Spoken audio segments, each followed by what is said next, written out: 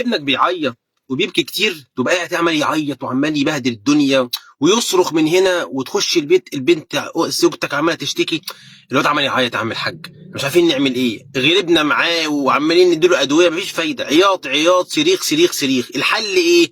يا عم صل على النبي عليه الصلاه والسلام. اهم حاجه تصلي عليه الصلاه والسلام تحت في التعليقات عشان الفيديو يوصل لغيرك.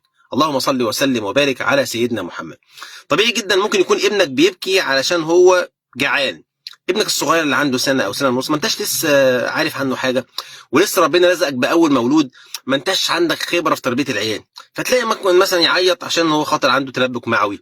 انت كل حاجه مديها له، اكل ماكله، مفيش انتفاخ وواخد الدواء بتاعه، مفيش اي مشكله خالص، مفيش اي ضرر، بس برضه عمال يبكي عم شريف. طب انا حاولت مش عارف في ايه. عارف في ايه؟ النبي صلى الله عليه وسلم صلى عليه الصلاه والسلام دخل مره فلقى فيه طفل صغير او عيل صغير كده بيبكي يعني. فبيسأل ما لصبيكم هذا يبكي، هو بيعيط ليه؟ فالناس سكت مش عارفين يقولوا ايه للنبي عليه الصلاه والسلام. فقال النبي صلى الله عليه وسلم فهل استرقيتم له من العين؟ يعني ممكن يكون ابنك ده واخد عين محترمه، فساعتها اتصاب بالعين واتحسد فعمال يعيط. طب احنا نعمل معاه ايه بقى؟ صلى على النبي عليه الصلاه والسلام. اهم حاجه ان انت ترقيه.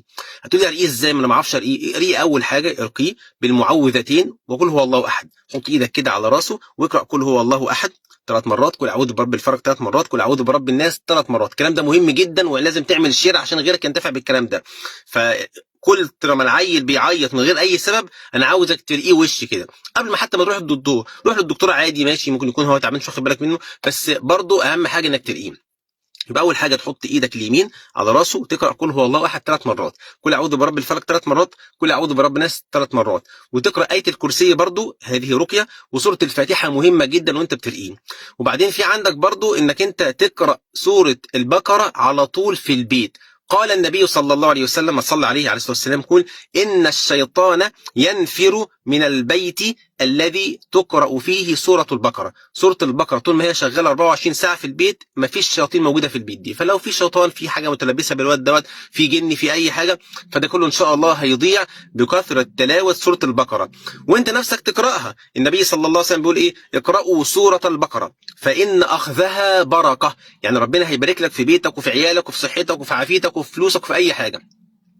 وتركها حسرة، يعني اللي يسيب سورة البقرة هيتحسر. ولا تستطيعها البطلة اللي هم السحرة، يعني ما قدروش يعملوا معاك حاجة ولا مع ابنك ولا مع أي حاجة. فدي مهم جدا. وبرضه يجوز إن أنت تقول له إيه؟ بسم الله أرقيك من كل عين تؤذيك والله برحمته يشفيك. وبرضه تقول أعيذك بكلمات الله التامة. ده كان النبي عليه الصلاة والسلام بيرقي بيهم الحسن والحسين إن هم أحفاده ولاد سيدنا علي بن أبي طالب. أعيذك بكلمات الله التامة من كل شيطان وهامة ومن كل عين لامة. مهم جدا الأذكار دي والأدعية دي. برضه ممكن تقول اللهم رب الناس اذهب البأس اشفي أنت الشافي شفاء لا يغادر سقما.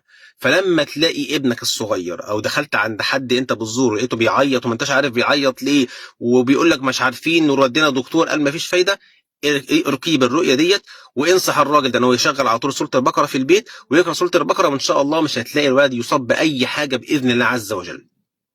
حلو الكلام؟ كلام جميل. شيل بقى الكلمتين الحلوين دول عشان غيركم ينتفع بالكلام دوت فيعمل باللي فيه فيكون في ميزان حسناتكم. والدال على الخير كفاعله. اوعوا تنسوا تصلوا على سيدنا النبي عليه الصلاه والسلام. والسلام عليكم ورحمه الله.